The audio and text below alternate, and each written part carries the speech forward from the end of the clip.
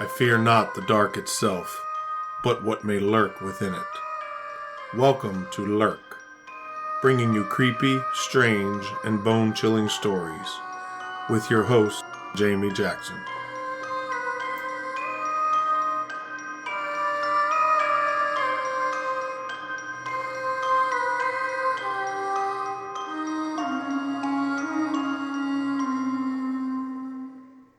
Hey lurkers, welcome to this week's episode. I want to apologize because I said that this episode was going to come out this past Saturday, and I ended up having a pretty nasty cold. I did not have COVID, and I think it sucks that everybody has to qualify their illnesses now.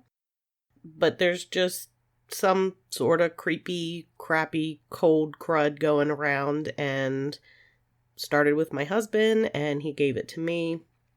I didn't completely lose my voice, but I sounded pretty rough there for a couple of days. And I spent most of my New Year's time off sleeping or laying on the couch.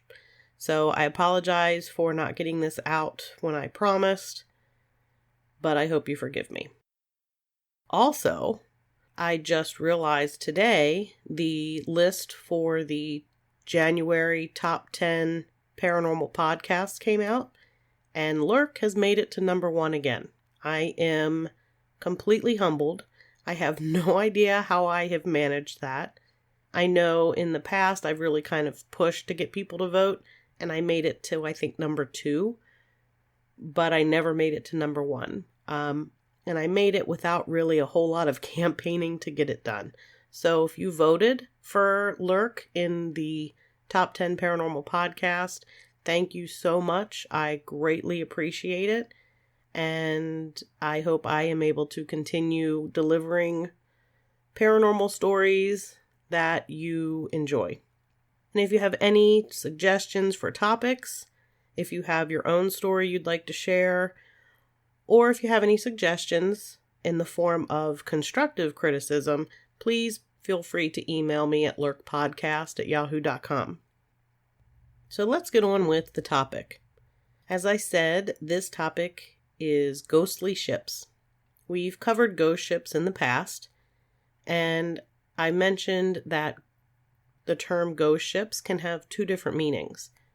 One meaning of ghost ship is an actual ship that is found sailing without crew.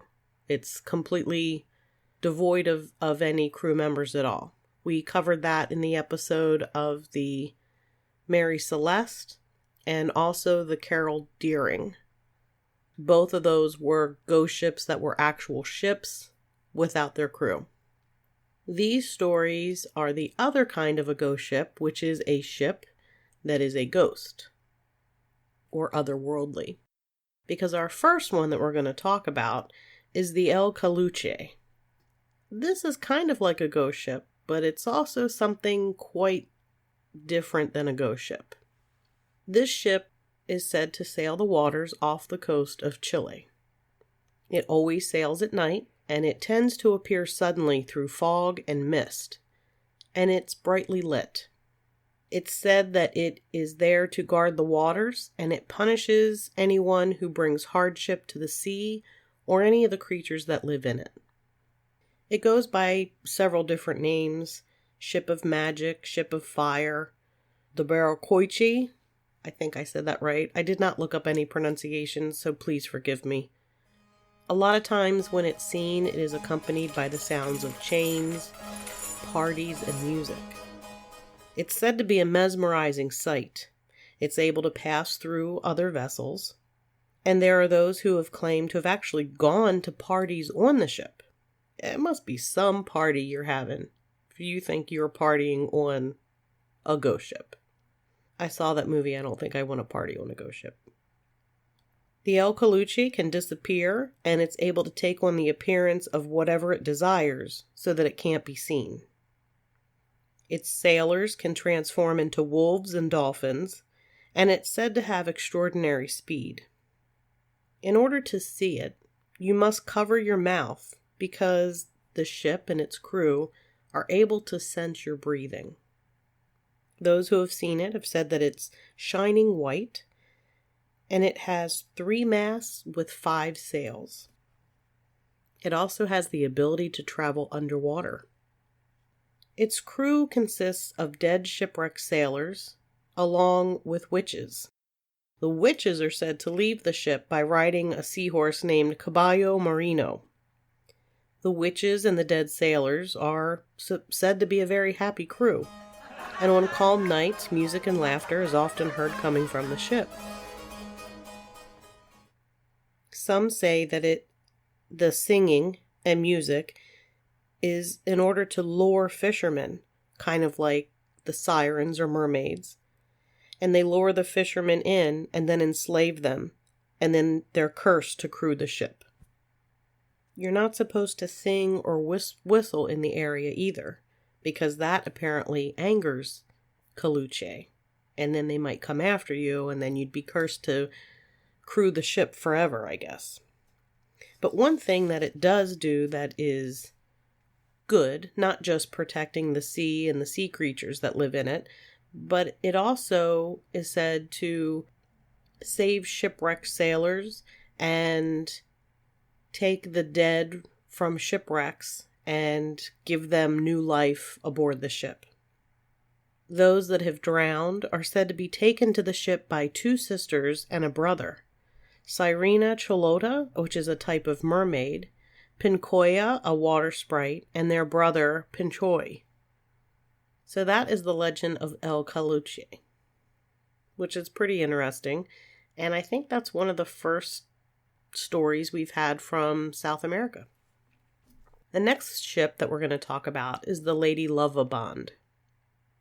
Now, sailors are a very superstitious sort, and one of their big superstitions that you may already know about is the superstition that it's bad luck for a woman to be on a ship as it sails.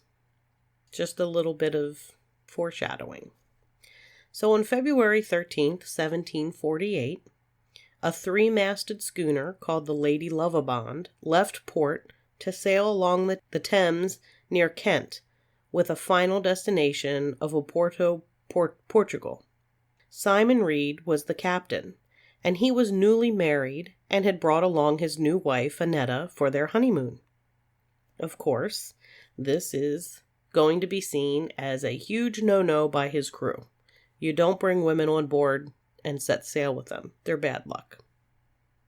So that first night, the crew were below deck with the captain and his bride. Everyone was down there partying except the first mate, John Rivers, and the bosun, who was captaining the ship. John Rivers had served as his captain's best man at the wedding. But apparently, he was also in love with the bride. And the more that John Rivers thought about Annetta and listened to the partying and the celebrating of their marriage, the more jealous he became. Unable to choke down his rage and jealousy, he took action.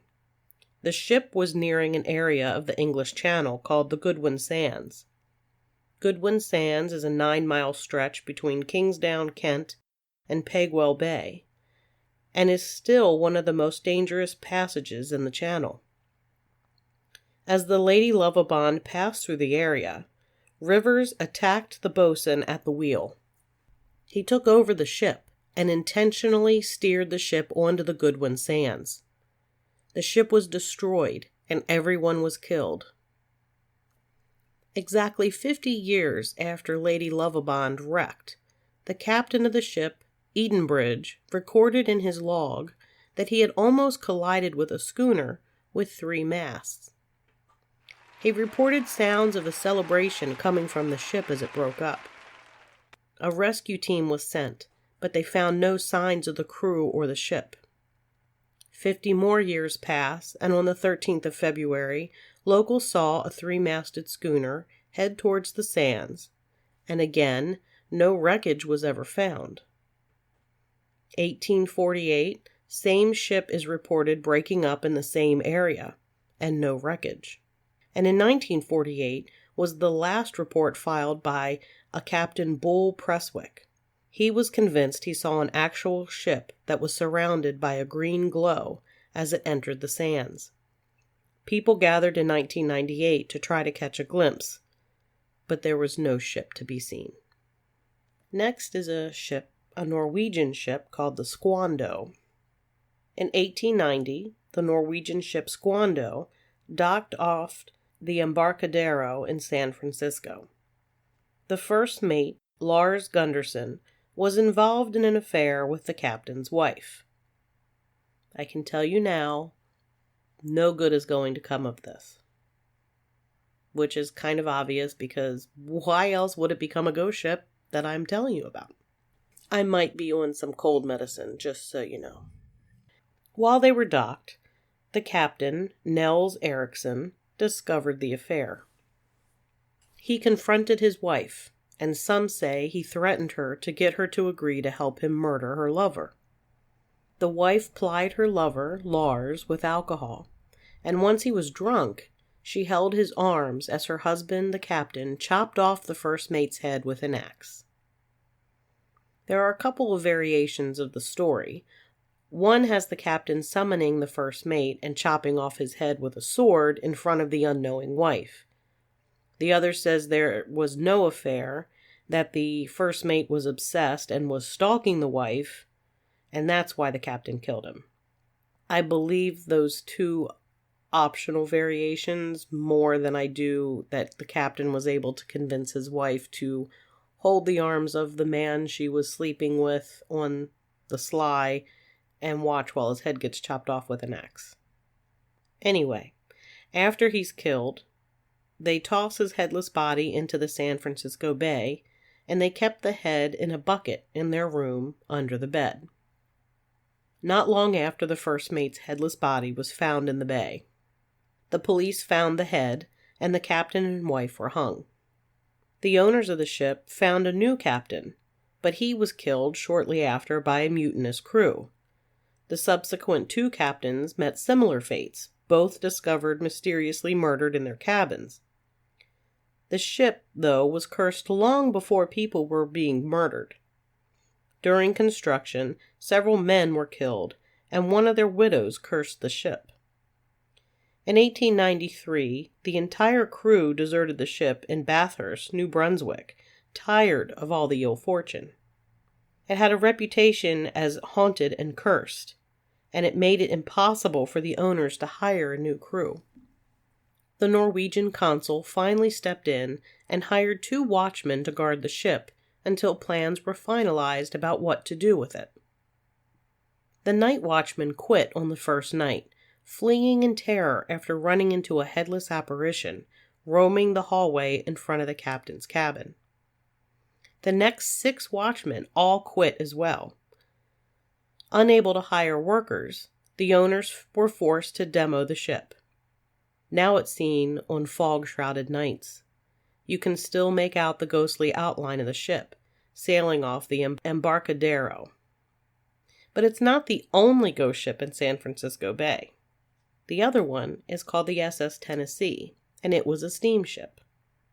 On March 6, 1853, late on a foggy night, the SS Tennessee got caught in the Golden Gate Strait, known for the deadly current. It ran aground on the rocks, carrying 500 passengers.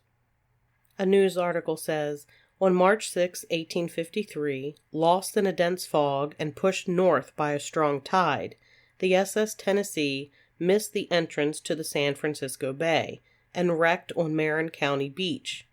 Captain Edward Mellis was unaware that a powerful outgoing tide had pushed his ship up the shoreline 4 miles north of its intended entry into San Francisco Bay. By the time he was alerted, reversing course was too risky. The captain was able to beach the ship near a sandy stretch that's now known as Tennessee Cove.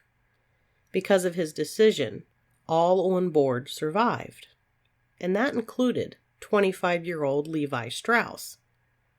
He was one of the saved passengers, and thank goodness he was, because we probably wouldn't have jeans today if he had died on that wreck. In November of 1942, the crew of the SS Kennison watched the SS Tennessee sail past them near the Golden Gate Bridge.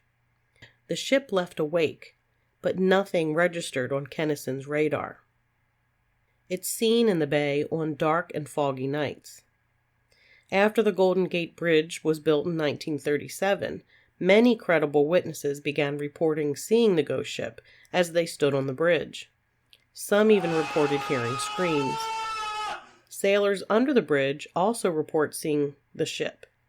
It appears on dark, foggy nights. Once spotted, it then disappears. Many witnesses say they are confused because the ship is obviously from another time in history. And the Kennison was actually a destroyer, the USS Kennison. And the SS Tennessee passed so close to it that the crew was able to see the decks unmanned. One crew member spotted the steamer's name on the side. And as I said, they had seen the ship and the wake, but it wasn't on their radar. This was an unusual sighting because they were so close and the steamer was there more than a minute. The next ship we're going to talk about is the Young Teaser. It was a U.S. privateer schooner, known to have captured 12 British vessels during the War of 1812. It was a remarkably fast schooner, and after several days of raiding, including captures right at the mouth of Halifax Harbor, the Young Teaser was chased, first by Nova Scotian privateer Sir John Sherbrooke, then by several ships of the British Royal Navy. The HMS La Hogue, which was a 74-gun ship, led the British pursuit of the Young Teaser. The Hogue cornered the Young Teaser in Mahone Bay by nightfall. On June 7th, the HMS Hogue encountered the Young Teaser and forced her into Halifax Harbor. But the Young Teaser managed to escape. A few days later, the frigate HMS Orpheus chased the Young Teaser into Lunenburg Harbor. Orpheus lost the Young Teaser near Mahone Bay due to light winds. The Hogue picked up the chase and after 18 hours trapped the Young Teaser in Mahone Bay. The Hogue began firing upon the Young Teaser, and Orpheus joined in. That evening, the Hogue sent 5 boats with boarding parties towards the Young Teaser. Meanwhile, on the Young Teaser, the captain was making plans to defend his ship and his 38-man crew. Lieutenant Johnson, who was known for erratic behavior, argued with the captain. Then he disappeared below decks. A few minutes later, the schooner, the Young Teaser, exploded. Johnson was a British deserter, and he knew once his identity was discovered by British boarding parties, he would be hung. So desperate, he threw a lit torch into the ship's supply of gunpowder. Of the few who survived, many were severely burned, found by locals clinging to burning pieces of the ship. 30 men died. Local militia secured survivors, including the captain. They were sent to Melville Island, a POW camp in Halifax. Most returned to America in a prisoner of war exchange. The dead were buried in unmarked graves in the St. Stephen's Anglican Cemetery in Chester. Wreckage was salvaged, and parts were used to build a store in Mahone Bay, while other pieces were used to build homes and turned into souvenirs. Nearly a year to the day of the explosion, a ghostly ship was sighted near Chester in Mahone Bay. Since then, hundreds have seen a burning ship on the bay. Witnesses say the ship appears out of nowhere. Others have stated the flaming ship headed straight for them and felt it was about to run them down, only to have it vanish at the last second. Sometimes it would come so close to shore, people on the beach could make out men on the rigging. Most documented reports, people said the ship was on fire, which is why they believe it's the Young Teaser. Some people have claimed they heard screams of men trying to escape. It's often seen on or near the anniversary of the explosion, and in the area near where it happened. The ship vanishes shortly after it is sighted. But the ship isn't the only ghost that's seen that is related to the young teaser. A house on the eastern side of Halifax Bay is also reportedly haunted. It was constructed from materials salvaged from the wreck. People there experience strange knocks and footsteps are heard there regularly. And if you think the Mahone Bay sounds familiar, it's home to Oak Island. And if you are a fan of the Oak Island show, that's where you've heard Mahone Bay before. Oak Island will definitely be an episode. And last but not least, the next ship that we're going to talk about is one that is seen regularly near Ocracoke in North Carolina in the Outer Banks. This one is also a flaming ghost ship. In the late 1600s or early 1700s, there were wars going on in Europe, and this caused large numbers of refugees to flee to England. Many of the refugees were wealthy, and they were skilled tradesmen. There was such an influx, it was decided that these refugees would be sent to the new settlement in the Carolina colonies, called New Bern. On one of these voyages, the captain, who was greedy and unscrupulous, noticed his passengers were carrying an unusual amount of gold jewels and other wealth. The captain decided to hatch a plan. As the ship neared the American coast on a moonless night, the captain and his crew went below decks and slit the throats of every passenger on board. They then loaded the passengers' treasures onto the ship's longboat. To cover the crime, the men poured oil on the decks and set the ship on fire as they set out on the longboat to take refuge at Bath, known to be a refuge for pirates. The captain and his men were thrilled until they looked and saw the flaming boat heading right towards them. They began rowing faster, but the flaming ship rammed into the longboat, sinking it, the treasure, and the murderous captain and crew. The burnt husk of ship washed ashore in Ocracoke. Each year the scene is acted out off the coast of Ocracoke. On the night of the September new moon, you can see the phantom ship sailing silently, engulfed in flames, before it disappears. That's going to do it for this episode. Again, I apologize for not getting it out quicker. I just thought it would be better for you to be able to understand what I was saying rather than sound like a croaking frog. And by croaking frog, I mean a frog that croaks and one that is dying, because that's kind of how I sounded some days. As always, you can find episodes of Lurk wherever it is that you listen to your favorite podcasts, or you can find us at lurkpodcast.com. There on the website, you'll find all of our episodes, along with the links to our social media accounts. I suggest you like or follow us on one of those. I would say that I am most active on Facebook, and then followed by Instagram. We do have a Facebook group. I encourage you to join. I really would like to get some good conversation started about the paranormal. Discuss episodes if you'd like. Bring up topics, whatever. Share funny ghost memes. We also have a YouTube channel if you prefer to get your podcast that way. So definitely subscribe there. I share the episode along with photos that are related to the topic. Don't forget, we have merch. We have t-shirts and sweatshirts and hoodies on the website lurkpodcastmerch.com. So consider getting some of that.